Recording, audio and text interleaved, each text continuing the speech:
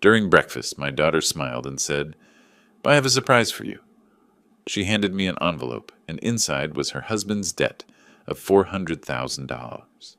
"It must be paid by Monday." "Oh," he added coldly. When I refused, my daughter threw hot coffee at me, and her husband yelled, "Get out!" An hour later, the police arrived. But that was only the beginning of the revenge that would destroy their lives forever. Before we continue, please subscribe to the channel and write in the comments what time it is where you are now.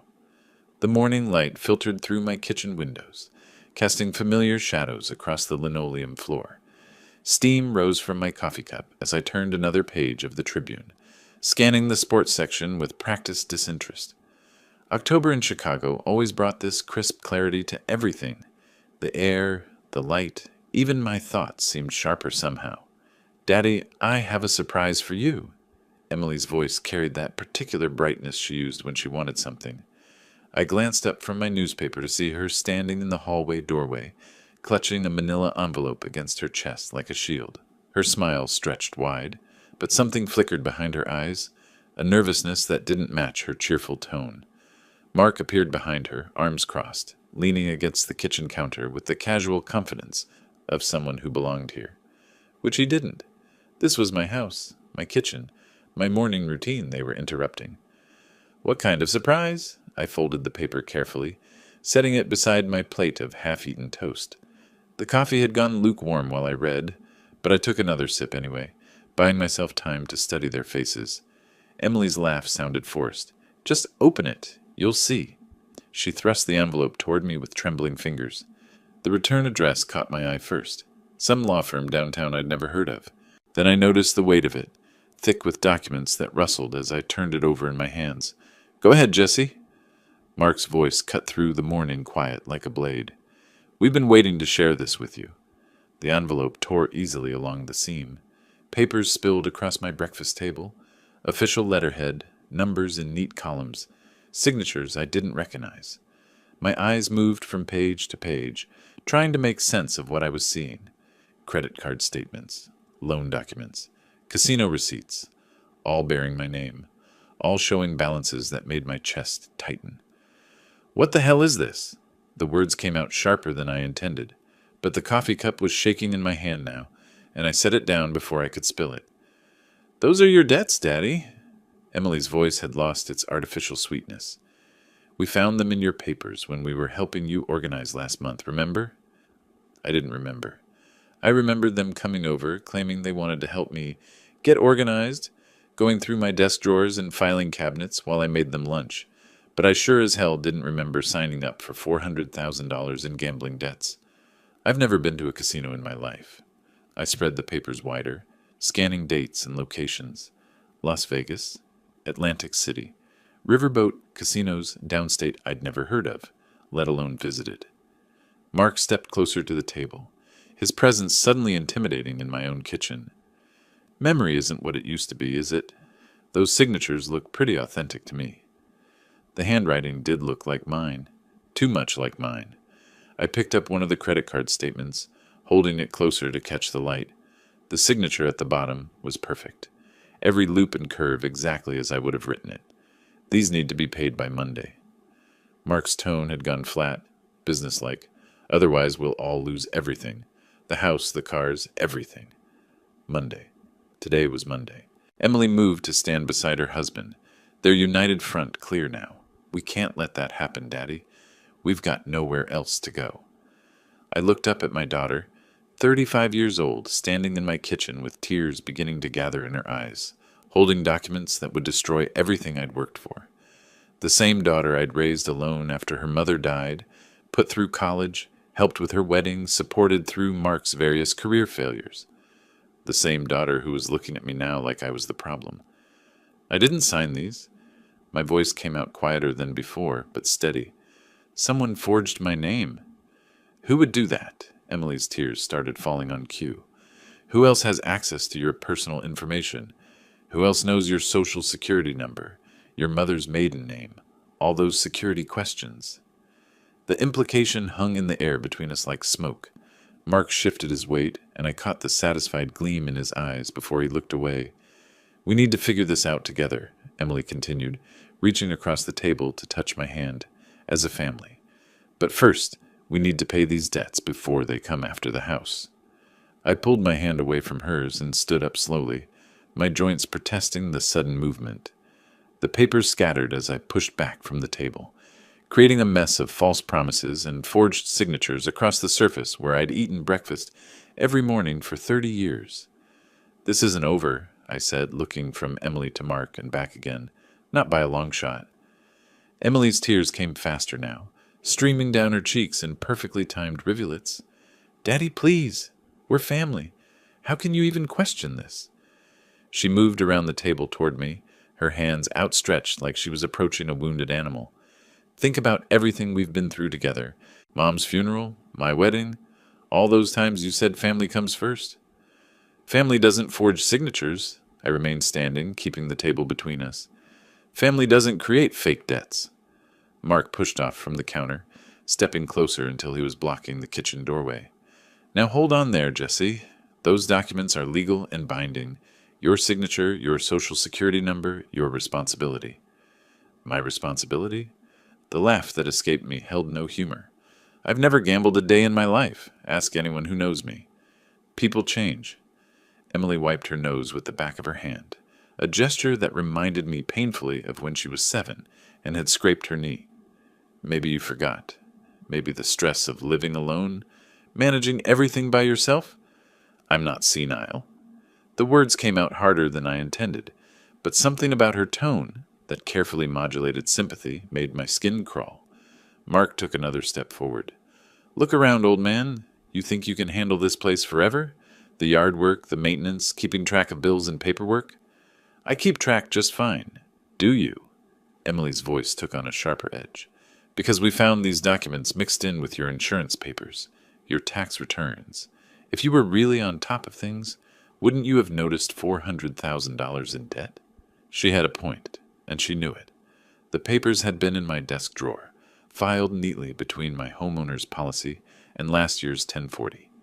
Someone had put them there deliberately, mixed them in so perfectly that even I might have overlooked them during a casual search. "We're trying to help you," Mark said, his voice taking on that reasonable tone people use when they're explaining something to a child. "Emily and I talked about this for weeks before bringing it to you. We could have just let the collectors come, let them take the house, but we wanted to give you a chance to make this right." "Make what right? I didn't do anything wrong." "Then why are your signatures on every document?" Emily pulled one of the credit card statements from the pile, holding it up like evidence in a courtroom. "Look at this handwriting, Daddy. Look at it carefully." I looked. The signature was mine, not just similar, but perfect in every detail. The way I dotted my I's, the slight upward slant of my letters, even the way the pen had caught slightly on the paper, where I always pressed too hard. "Anyone can learn to copy a signature," I said, but my voice lacked conviction. "In 37 different places?" Mark pulled out another sheaf of papers. "Credit applications, loan documents, casino markers, all signed over the past 6 months. You think someone followed you around for half a year, forging your name on gambling debts?" Emily moved closer, her tears replaced by something harder. "We're not asking you to admit anything. We're asking you to take responsibility. These debts exist. They're in your name. If they don't get paid, we all lose everything." "We?" I looked around my kitchen, my coffee pot, my dishes in the sink, my calendar on the refrigerator with my handwriting, marking doctor's appointments and grocery lists. This is my house. "Technically, yes." Mark's smile didn't reach his eyes. "But Emily's been helping with the expenses for months.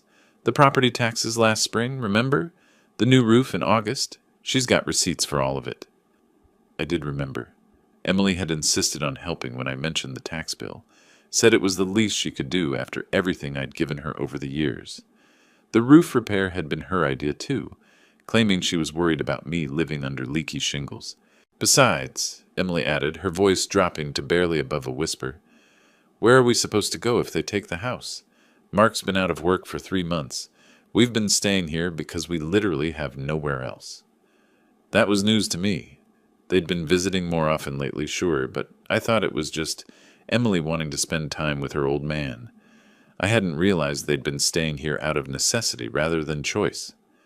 If you don't pay these debts, Mark continued, the creditors will go after any assets they can find. The house, the cars, even Emily's jewelry. Everything will be gone, and then what? We'll all be living in some shelter downtown while lawyers divide up what's left. Emily sank into one of the kitchen chairs, burying her face in her hands.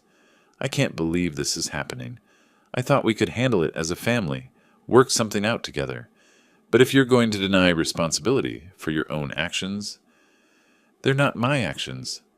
But even as I said it, doubt crept into my voice.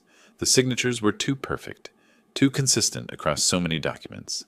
And Emily was right about one thing. If someone had been forging my name, why would they create gambling debts? Why not something more profitable like bank loans or investment accounts?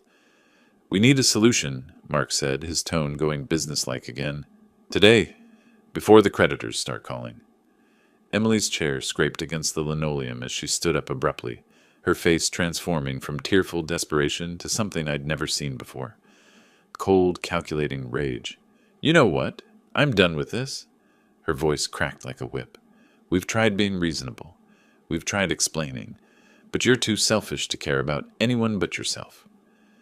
She moved toward the coffee pot, her movements sharp and jerky. 35 years I've been your daughter. 35 years of putting up with your stubborn, self-righteous attitude. Emily, calm down. But something in her posture made me take a step back. Calm down? She spun around, coffee pot in her hands, steam rising from the glass carafe. My husband can't find work. We're about to lose everything, and you're sitting there acting like none of this is your fault. The coffee was still hot. I could see it steaming, could almost feel the heat radiating from the pot as she held it at chest level. Her knuckles were white around the handle. I raised you better than this, I said quietly. You raised me to clean up your messes. The words exploded out of her, and suddenly the coffee pot was moving, arcing through the air in a perfect trajectory toward my chest. I saw it coming but couldn't move fast enough. The scalding liquid hit me like liquid fire, soaking through my flannel shirt and undershirt in seconds. The heat seared my skin, and I gasped, stumbling backward as the coffee dripped down my torso. Jesus, Emily! The pain was immediate and overwhelming, like someone had pressed a hot iron against my ribs. I pulled the wet fabric away from my skin, but the damage was done. She stood there holding the empty pot, her chest heaving, looking as shocked as I felt. For a moment, neither of us moved. Then Mark stepped forward, and his expression wasn't shocked at all. It was satisfied. Get out, old man. His voice was calm, almost conversational. This is our house now. Pack whatever you can carry and get out. This is my house. I kept my voice steady despite the burning sensation spreading across my chest. I'm the one on the deed. I'm the one who's been paying the mortgage for 30 years. Not anymore. Mark moved closer, close enough that I could smell the cigarettes on his breath. Those debt papers change everything.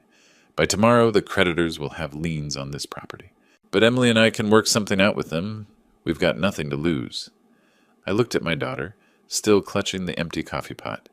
The woman who used to curl up next to me on the couch to watch cartoons. The girl I'd taught to ride a bike in the driveway outside. The young woman I'd walked down the aisle just 3 years ago. She wouldn't meet my eyes. You planned this? The realization hit me like cold water after the burning coffee. Both of you. The documents, the timing, everything. We planned to solve a problem, Mark said. Your problem. The problem you created with your gambling and your debts, and your refusal to take responsibility. The wet shirt was sticking to my skin now, and I needed to get it off before the burns got worse. But more than that, I needed to get away from these people who looked like my family, but acted like strangers. I need to change clothes. I started toward the hallway, but Mark shifted to block my path. 5 minutes, he said. Pack light. We'll send your stuff later if we feel like it. I looked him in the eye, this man I'd welcomed into my home, fed at my table, tried to help find work when he kept losing jobs. Move! Something in my tone must have convinced him I wasn't going to back down because he stepped aside, but I could feel him watching as I walked toward my bedroom, could feel Emily's eyes following me too. The hallway felt longer than usual, and each step sent fresh waves of pain across my burned chest. Behind me, I heard low voices. Mark and Emily conferring in urgent whispers, but I couldn't make out the words. My bedroom door closed with a soft click, and for the first time all morning, I was alone. I peeled off the coffee-soaked shirt carefully, wincing as the fabric pulled away from my skin. The burns weren't too deep, but they covered most of my chest and upper abdomen in angry red patches. In the mirror above my dresser, I looked like what I was, a 65-year-old man who'd just been betrayed by the people he trusted most. But my eyes were clear, and my hands were steady as I reached for a clean shirt. They wanted me out of my own house. They wanted me to disappear quietly while they took everything I'd worked for. They had no idea what they'd just started. Clean shirt first. The white cotton felt cool against my burned skin as I buttoned it carefully, avoiding the tender spots where Emily's coffee had done its work. My hands moved with practiced efficiency, despite the tremor of anger running through them. 30 years of getting dressed for work every morning had ingrained the routine deep in my muscle memory. The suitcase came down from the closet shelf with a thud that seemed too loud in the quiet bedroom. I could still hear their voices from the kitchen, lower now but urgent, planning their next move probably, dividing up my belongings like I was already dead. Into the suitcase went 3 days' worth of clothes, my prescription bottles from the bathroom, and the manila folder I kept in my desk drawer. The important papers they hadn't found yet. Property deed, insurance documents, birth certificate, the will I'd written after Emily's wedding. Everything that proved this house belonged to me, not them. My wallet held $200 in cash. Not much, but enough to get by until I figured out what came next. The car keys jingled softly as I slipped them into my pocket alongside my phone. 10 minutes. That's all the time I allowed myself before closing the suitcase and heading for the back door. I couldn't risk another confrontation in the hallway, not when Mark might decide words weren't enough anymore. The October morning air cut through my shirt like a blade, sharp and clean after the suffocating atmosphere inside. My burned chest protested the cold, but I kept walking across the backyard toward the fence line that separated my property from Robert's. Robert Hayes had lived next door for 15 years, ever since his retirement from teaching high school history. We'd shared plenty of conversations over that fence, about the Cubs, about the weather, about the steady decline of the neighborhood since the younger families moved in. But I'd never imposed on him before, never shown up at his door looking like a refugee from my own life. His kitchen light was on. I could see him through the window, reading what looked like a newspaper while holding a coffee mug. Normal morning routine, the kind I'd been enjoying myself less than an hour ago. I knocked on his back door, trying to make it sound casual rather than desperate. Robert opened it, wearing a blue terry cloth robe and an expression of concern that deepened when he got a good look at my face. "Jesse, what happened? You look like you've seen a ghost." Worse than that, I shifted the suitcase to my other hand, feeling the weight of everything I'd managed to grab. "I need to ask a favor, if you don't mind. Could I come in for a few minutes?" He stepped back immediately, waving me inside with the same hospitality he'd shown whenever I'd stopped by to borrow a tool or return a borrowed book. His kitchen was warm and smelled like bacon, the kind of comfortable morning atmosphere I'd lost somewhere between Emily's envelope and her coffee assault. Sit down, sit down." He gestured toward the small table by his window. "You want some coffee? Something to eat?" "Coffee would be good." I set the suitcase beside my chair and eased myself down, trying not to wince as the burns pulled against my shirt. "I've got a story to tell you, Robert. Not a good one." He poured coffee into a mug decorated with a faded Chicago Bears logo and set it in front of me before taking the opposite chair. "I'm listening." Where to start? With this morning's betrayal, or with the pattern I should have seen coming years ago? 4 years ago, I took in Emily and Mark when they said they needed help getting back on their feet. The words felt strange in my mouth, like admitting to a crime I hadn't realized I was committing. Biggest mistake I ever made. Robert's eyebrows rose slightly, but he didn't interrupt. Good teacher habit, probably. Let the student tell the story at their own pace. I thought I was helping family. I took a sip of the coffee, grateful for the warmth spreading through my chest. Turns out I was enabling 2 people who saw me as nothing more than a walking bank account. Robert leaned forward in his chair, coffee forgotten. "What kind of help are we talking about?" "Started small. Emily called, Said Mark had lost another job. They couldn't make rent. Could they stay in my spare room for a month, just until he found something new? I stared into my coffee, seeing the reflection of my own stupidity. 1 month turned into 6. 6 months turned into 4 years. And Mark never found work? Oh, he found it. Lost it too. 3 different jobs in the first year alone. Always someone else's fault. Always some boss who didn't appreciate his talents.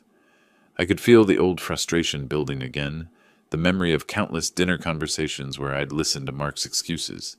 But that wasn't the real problem. Robert waited, letting the silence stretch until I was ready to continue. The real problem started in my garage. I had my tools organized the way I'd kept them for 30 years. Everything in its place. Everything labeled. Mark decided that was inefficient. I set down my coffee mug harder than necessary. Came home one day to find he'd rearranged everything. When I asked him about it, you know what he said? What? This is our garage now, Jesse. We're all family here. The words still stung, even 4 years later. Our garage, in my house, with my tools that I'd collected over 3 decades of working. Robert's face darkened. He actually said that? Said it like he was doing me a favor, like I should be grateful he was taking charge of my own property. I stood up, pacing to the window that looked out toward my backyard. That should have been my first warning, but Emily defended him, said he was just trying to help, trying to make things more organized. How did Emily react when you objected? The question hit harder than I expected. She didn't react. That was the problem.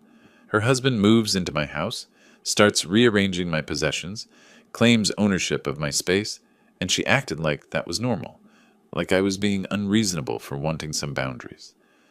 Through the window, I could see movement in my kitchen, shadows passing back and forth behind the curtains. They were still there, still making themselves at home in the house they'd just tried to steal from me. It got worse from there. I turned back to Robert, who was watching me with the focused attention he'd probably given to his students when they were struggling with a difficult concept. Mark started treating the whole house like his personal domain, ate my food without asking, used my car when his broke down, invited his friends over for poker games that lasted until 3 a.m. And Emily? Emily made excuses, always made excuses. The old anger was surfacing now, 4 years of suppressed frustration finally finding an outlet. When I complained about the noise, she said I was being too sensitive. When I objected to his friends drinking my beer, she said I was being selfish. When he started bringing home stray dogs without asking, she said I was being heartless. Robert shook his head slowly. This went on for 4 years? It escalated. The boundary violations got bigger, bolder. I returned to my chair, suddenly feeling exhausted by the weight of my own naivety. Last year, Mark convinced me to invest in some business opportunity, a food truck franchise that was supposedly guaranteed to turn a profit. How much? $15,000, my entire savings account. I laughed, but there was no humor in it. Guess what happened to that food truck? It never existed. Oh, it existed. Mark bought it, all right. Used it for 3 weeks, then sold it to pay off some debt he hadn't mentioned. When I confronted him about it, he said the business model was flawed, and he was protecting me from further losses. Robert's coffee mug hit the table with a sharp click. He stole $15,000 from you and called it protection? Emily backed him up, said he'd made the best decision he could under difficult circumstances, said I should be grateful he'd limited my losses. The memory of that conversation still made my chest tight with rage. Grateful? For being robbed by my own son-in-law? Why didn't you throw them out then? The question I'd been asking myself for the past hour. Because Emily's my daughter? Because I kept thinking this was temporary, that Mark would eventually get his act together? Because every time I tried to set boundaries, Emily would cry and talk about family loyalty and how much they needed me. Robert stood up and refilled both our coffee mugs, giving me time to collect myself. This morning was different, though. This morning they showed me documents claiming I owe $400,000 in gambling debts. Debts I never incurred, with my signature forged on every page. $400,000? Robert's voice rose with disbelief. Complete with payment schedules and collection notices, all very official looking. I pulled out my phone and scrolled through the photos I'd taken of the documents before leaving. Look at this signature. Tell me that doesn't look exactly like my handwriting. Robert studied the screen, his expression growing grimmer with each swipe. This is fraud. Criminal fraud. That's what I told him. You know what Emily did when I refused to pay? He looked up from my phone, waiting. She threw a pot of hot coffee at me. Robert's face went pale as he looked at the reddened skin visible above my shirt collar. She actually burned you? Emily's not the same person anymore. Or maybe she never was the person I thought she was. I unbuttoned the top of my shirt to show him the extent of the damage. But that's not even the worst part. You want to know where those debts really came from? He nodded grimly. Mark's got a gambling problem that makes my alleged addiction look like pocket change. Online poker, sports betting, casino trips to Indiana and Iowa. I scrolled through more photos on my phone, screenshots I'd managed to take of betting sites that had been left open on my computer. He's been using my internet, my credit cards, even my social security number to create accounts. How do you know all this? Because he got sloppy. Started leaving browser windows open, forgot to log out of accounts. I found betting histories going back 2 years, thousands of dollars in losses every month. I showed Robert the screen captures. Look at these transaction amounts. 500 here, 800 there, building up to $3,000 and $4,000 bets on football games. Robert studied the images, shaking his head in disbelief. This is massive fraud. Gets worse. When the gambling sites cut him off for exceeding credit limits, he moved to loan sharks, found text messages on his phone about money owed to people with names like Fat Tony and Iceman Mike.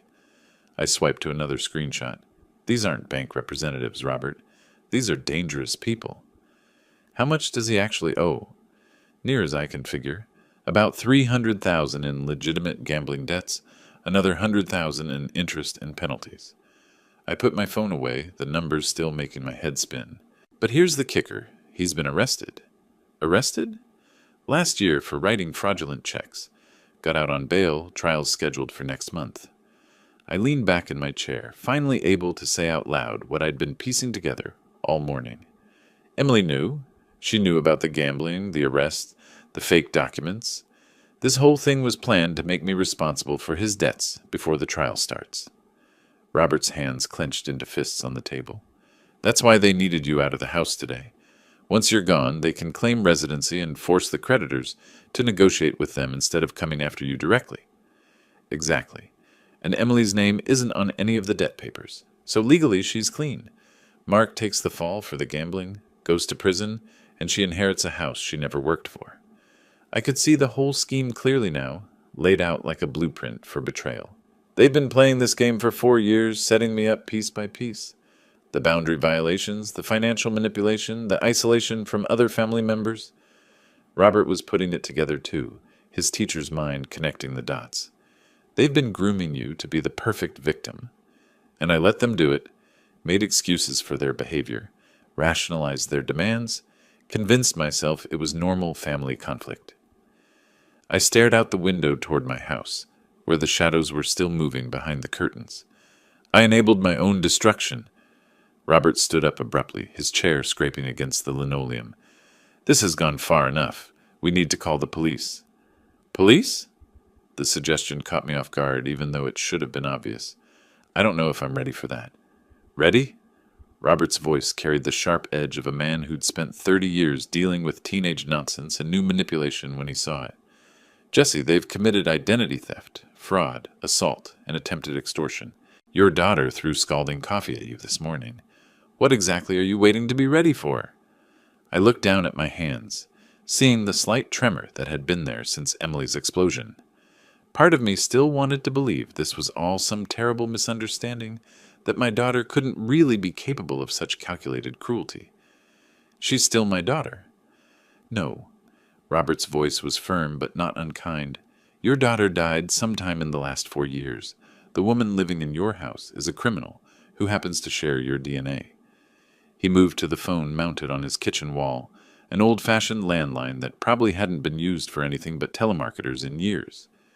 We're calling 911 right now, before they have time to destroy evidence or disappear with whatever else they can steal. I wanted to argue, wanted to find some reason to delay, to avoid the final acknowledgement that my family had become my enemy. But Robert was right. The Jesse Fisher who'd raised Emily with love and patience was gone, destroyed as thoroughly as if Mark had thrown that coffee himself. Make the call. Robert's hand slammed down on the kitchen table, making both coffee mugs jump. This is criminal behavior, Jesse, not family drama, crimes, multiple felonies. I stared at the phone mounted on his wall, that old-fashioned landline with its coiled cord and rotary-style handset. Such a simple device to represent such a massive decision. I know you're right. My voice came out quieter than I intended. It's just... she's still my daughter. No. Robert stood up, his teacher's authority filling the room. Your daughter wouldn't throw scalding coffee at her father. Your daughter wouldn't forge legal documents to steal your house. The woman in your kitchen right now is a criminal who happens to share your DNA. He moved to the phone, lifting the handset and holding it out toward me. They assaulted you in your own home. They've committed fraud, identity theft, extortion. If you don't call the police right now, they'll destroy whatever evidence is left and disappear with everything they can carry. The handset felt heavier than it should have when I took it from his hand. What if Emily goes to jail? What if she kills you next time? Robert's voice cut through my hesitation like a scalpel. Because there will be a next time, Jesse. People like this don't stop escalating until someone stops them. I looked down at the burn marks visible above my shirt collar, the red patches where my daughter's coffee had seared my skin. The pain was still there, a constant reminder of how completely I'd misjudged the people I trusted most. You're right. I lifted the handset to my ear and dialed 911. 2 rings, then a calm professional voice. 911, what's your emergency? I need to report a domestic assault. The words felt strange coming out of my mouth, but they were accurate. I was attacked in my own home this morning. Are you injured, sir? Yes. Coffee burns on my chest and neck. The perpetrator threw hot coffee at me during an argument. Are you in a safe location now? Yes, I'm at my neighbor's house. I gave her Robert's address, my voice growing steadier with each factual detail. Can you tell me about the person who attacked you? My daughter, Emily Thompson. She and her husband have been living in my house. They presented me with fraudulent debt documents this morning, demanding I pay $400,000 in gambling debts I never incurred. The dispatcher's tone remained professionally neutral. When I refused to pay, she became violent. Her husband threatened me as well, demanded I leave my own property. Are the perpetrators still at your residence? Yes, both of them. Emily Thompson and Mark Thompson. I spelled their names carefully, giving their approximate ages and descriptions. Officers are being dispatched to your location. Can you remain where you are until they arrive? Yes. Estimated response time is 15 to 20 minutes. Do you need medical attention for your injuries? I touched the tender skin at my throat. I don't think so. The burns aren't severe enough for the hospital. An officer will assess your injuries when they arrive. Please remain on the line while I gather additional information. She asked about weapons in the house, about any history of violence, about whether Emily and Mark might flee if they saw police approaching. I answered each question as factually as possible, feeling Robert's encouraging presence beside me. When the call ended, I set the handset back in its cradle, with hands that were steadier than they'd been all morning. How do you feel? Robert asked. Like I just crossed a bridge I can never uncross? I looked toward the window that faced my house, where the people who used to be my family were probably still making themselves comfortable in rooms they'd stolen from me. But it was the right thing to do. Robert nodded approvingly. 20 minutes. Think they'll try to run? No. I was certain about this, at least. They still think they've won. They think I'm too weak to fight back. They're about to learn otherwise. Let me show you where you'll be staying. Robert led me down the hallway to a small guest room that smelled like lavender and old books. Make yourself comfortable. We've got time before the officers arrive. The room was simple but welcoming. A single bed with a blue quilt, a nightstand with a reading lamp, a small dresser with an attached mirror. Nothing fancy, but clean and peaceful in a way my own house hadn't been for years. I set my suitcase on the bed and began unpacking methodically. 3 shirts, underwear, socks, my prescription bottles for blood pressure and cholesterol. The mundane ritual of organizing my belongings helped steady my nerves after the intensity of the phone call. You take your time. Robert appeared in the doorway with a fresh cup of tea. Chamomile. Good for the nerves. I accepted the mug gratefully, noting the irony. A few hours ago, a hot beverage had been used as a weapon against me. Now it represented comfort and hospitality. Robert, I need to ask you something. I sat on the edge of the bed, testing its firmness. Do you know anything about lawyers? I'm going to need legal representation. He settled into a small chair by the window, his expression thoughtful. I know a few attorneys from my teaching days, parents who practice law, former students who went into legal careers. What kind of representation are you thinking? Property law, for starters. I need to make sure Emily and Mark can't claim any legal right to my house. I sipped the tea, feeling its warmth spread through my chest where the coffee burns still ached. And probably family law. I don't know what happens legally when your daughter commits assault and fraud against you. There's also the criminal aspect. The prosecutor will handle that side, but you might want your own attorney to protect your interests. Robert pulled out his phone, scrolling through contacts. Let me make some calls after the police leave. I know someone who specializes in elder abuse cases. Elder abuse? The term hit me like a slap. Is that what this is? Financial exploitation of a senior citizen by family members? Physical assault? Yes, Jesse, that's exactly what this is. His voice was gentle but firm. And there are specific laws designed to protect people in your situation. I set down the tea and walked to the window, looking across the yard toward my house. The kitchen curtains were closed now, blocking my view of whatever Emily and Mark were doing inside. Probably destroying evidence, if they had any sense. How long do you think this will take? The legal process, I mean. Robert checked his watch. Depends on what they find when they search the house. Whether Emily and Mark have lawyers, if they try to fight the charges or plea bargain. He paused, considering. Could be months. Maybe longer if it goes to trial.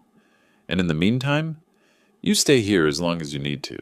I've got the space, and frankly, I could use the company. He smiled, but his eyes were serious.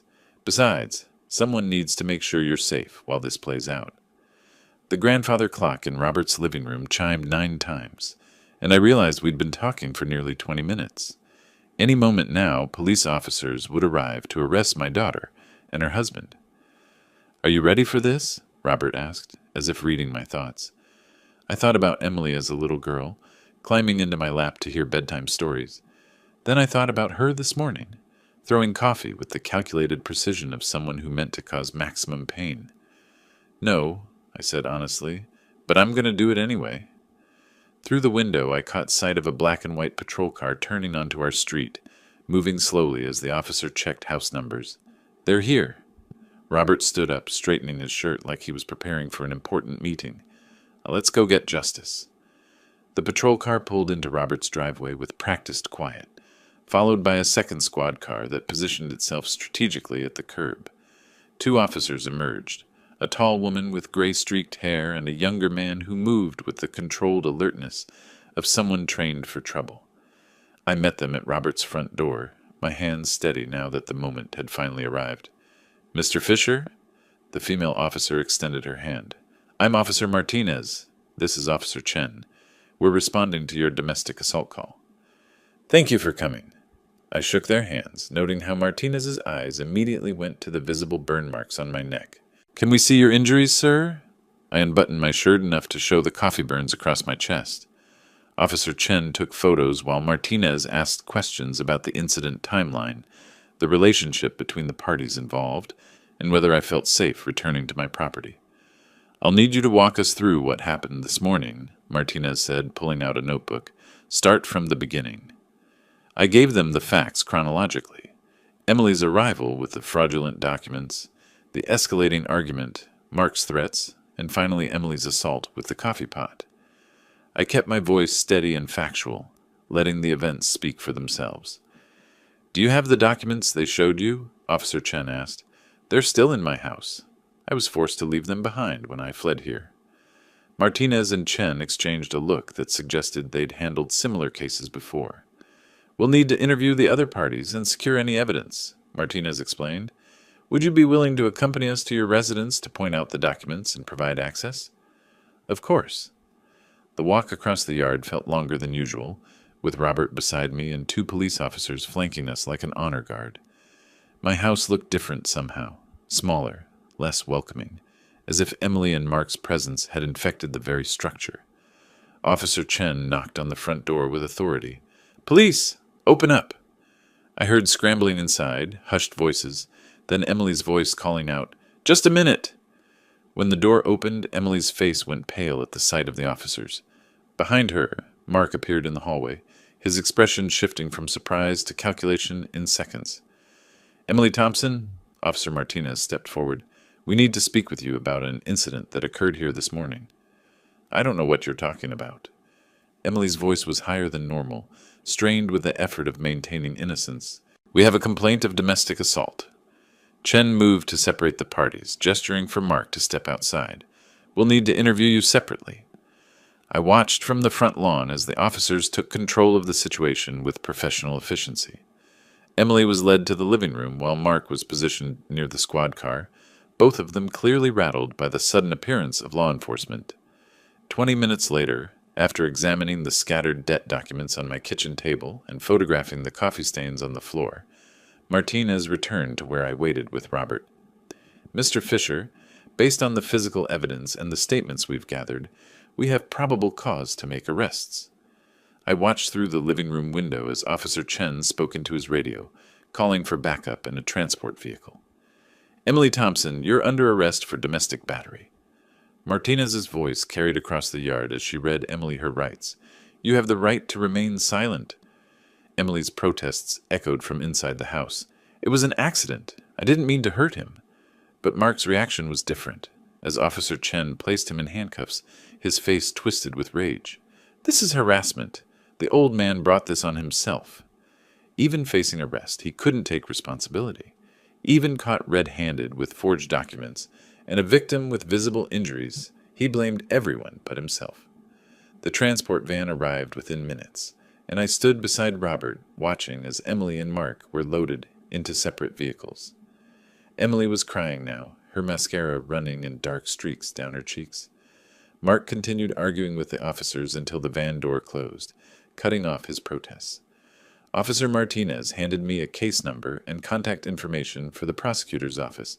"Someone will be in touch about pressing charges and scheduling court appearances." As the police cars pulled away, taking my daughter and son-in-law to jail, I felt something I hadn't expected. Relief. Not satisfaction, not victory, but simple relief that the lies were finally over. "Come on," Robert said quietly, putting a hand on my shoulder. "Let's go home." 3 weeks later, I was reading the Tribune's local section when Robert knocked on my front door, holding a manila envelope and wearing the expression of someone who'd discovered something interesting. "You might want to see this," he said, settling into my kitchen chair, the same spot where Emily had ambushed me with her forged documents. "I've been keeping track of court filings, just to make sure we're protected." The envelope contained photocopies of legal documents bearing Mark Thompson's name in bold letters across the top.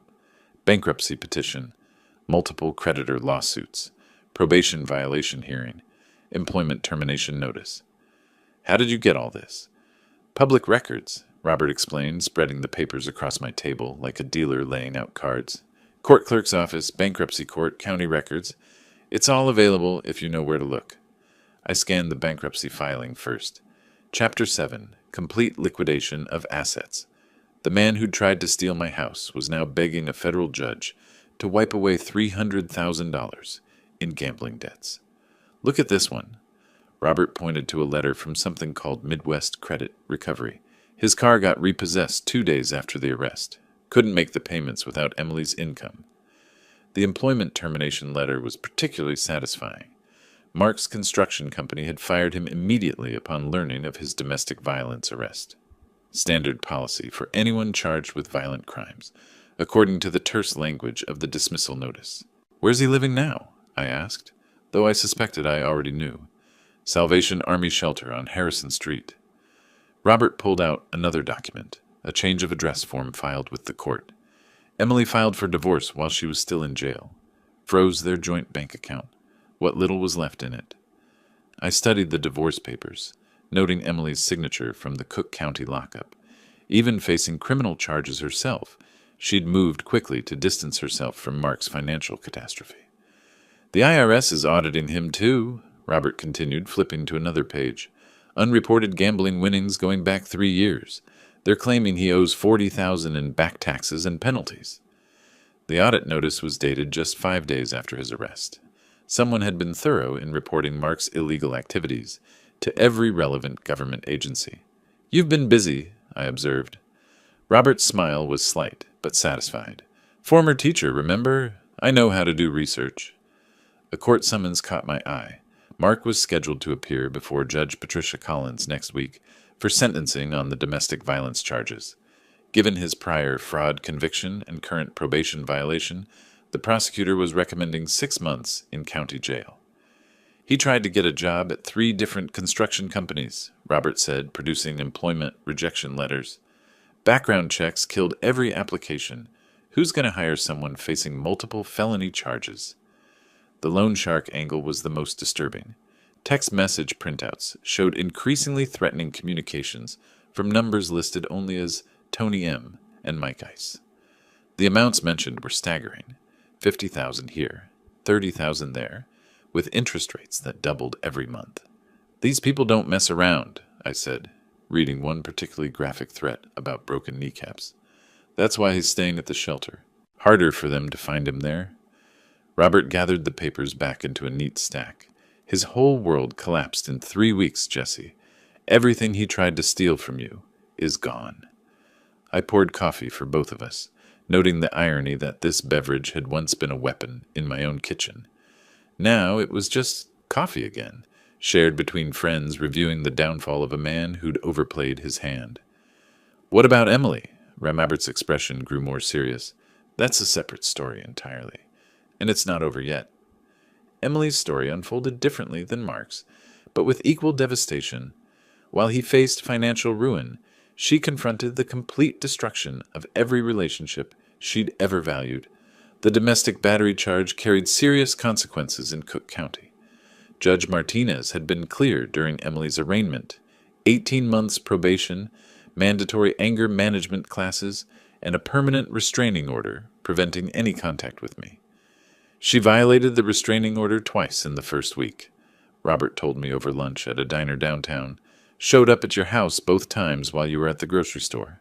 Neighbors called it in." I set down my sandwich, appetite suddenly gone. What did she want? According to the police report, she was trying to get inside. Said she'd left important documents in her old room. Robert consulted his notebook. He'd become meticulous about tracking the legal proceedings. "Second time, she was just sitting on your front porch crying." Each violation had resulted in additional court appearances, more fines, and extended probation terms. Emily was learning that consequences accumulated, like compound interest, building pressure with each poor decision. The job situation was particularly harsh. Her retail manager position had evaporated within hours of her arrest photo appearing in the local paper. No one wanted to employ someone convicted of domestic violence, especially in customer service roles. "She's staying at the women's shelter on Madison," Robert continued. "Lost the apartment she shared with Mark when the lease expired. Landlord refused to renew after the police visits." The divorce proceedings had become nasty quickly.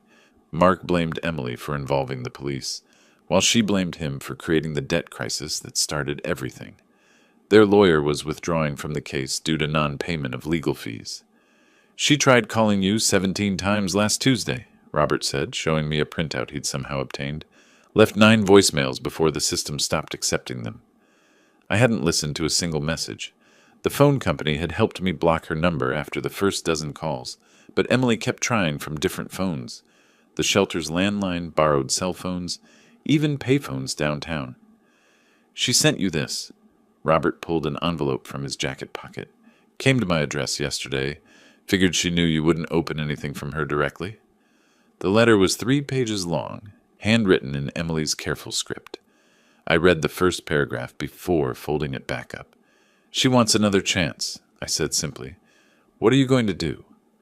I looked out the diner window at the pedestrians passing by, ordinary people going about their daily lives without the drama of family betrayal weighing them down. "Nothing. She made her choice 4 years ago when she chose Mark over basic decency." "The anger management counselor says she's making progress," Robert offered. Court reports show perfect attendance, active participation. Good for her. I signaled the waitress for our check. Maybe she'll learn something useful for her next family. Robert studied my face carefully. You're really done with her. She threw scalding coffee at me to defend a man who was stealing my life savings. I counted out bills for lunch, my movements deliberate and final. Some bridges can't be rebuilt once they're burned. The drive home was quiet, both of us processing the weight of permanent family separation. As we pulled into my driveway, I noticed a small bouquet of flowers tucked against my front door. Daisies and baby's breath, the kind Emily used to pick from my garden as a child. She was here again, Robert observed. I collected the flowers and dropped them directly into the garbage can beside my porch. Let me know if she contacts you again. I'll have my lawyer send another cease and desist letter. Inside my house, the afternoon light streamed through clean windows onto furniture I'd rearranged to suit my preferences rather than accommodate unwanted guests. For the first time in 4 years, my home felt truly mine again. The phone rang as I was making tea. Unknown number. Probably Emily calling from another borrowed phone. I let it ring. 1 month after the morning that changed everything, I sat in my kitchen with coffee and the newspaper, finally able to enjoy both without fear of interruption.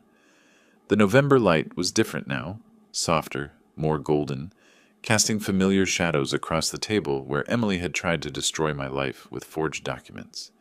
The locksmith had done excellent work. New deadbolts, reinforced door frames, a security system that chimed whenever someone approached the house. These weren't paranoid precautions. They were practical safeguards against people who'd already proven their willingness to cross any boundary. My phone rang, and I answered without hesitation. The caller ID showed a number I'd been expecting. Jesse, it's Margaret from Food and Travel magazine. Ready to get back to work? More than ready. I swiveled my chair toward the window that overlooked my restored garden. What do you have for me? Portland's got 3 new restaurants the readers are asking about. Vietnamese fusion, farm to table, and something called deconstructed comfort food. Interested? Send me the details. I pulled up my calendar application, noting with satisfaction how empty it was of family obligations and manufactured crises. I can fly out next week? For 30 years, I'd maintained 2 lives with careful precision. Jesse Fisher, the retired mechanic, was the persona my family knew. Modest pension, simple tastes, someone who needed their help and financial support. But Jesse Fisher, the restaurant critic, was entirely different. Well-traveled, financially independent, with a reputation built on honest reviews and exacting standards. The deception had been necessary.